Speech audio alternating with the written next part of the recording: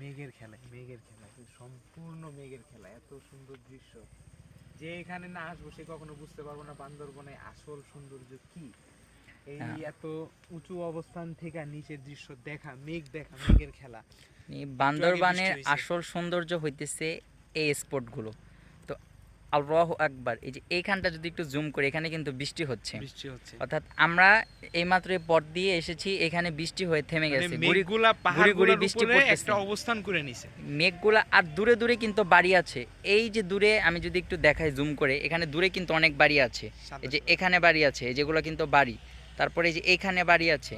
মানে মানুষ এখানে এমনভাবে খাপ খাইয়ে নিছে, মানে যা বলার মতন। আমরা তো আসলে অনেক সুযোগ সুবিধা খুঁজি, যারা ঢাকা শহরে থাকি, অন্যান্য জেলা সদরে থাকি, আমরা অনেক সুযোগ সুবিধা খুঁজি। আসলে নেটওয়ার্কের বাইরেও যে জীবন চলে, অর্থাৎ আমাদের যে আধুনিক ব্যবস্থা, সুযোগ সুবিধার, এগুলো ছাড়াও যে জীবন চলে, এখানে না আসলে কিন্তু কেউ অনুভব করতে পারবে না তা।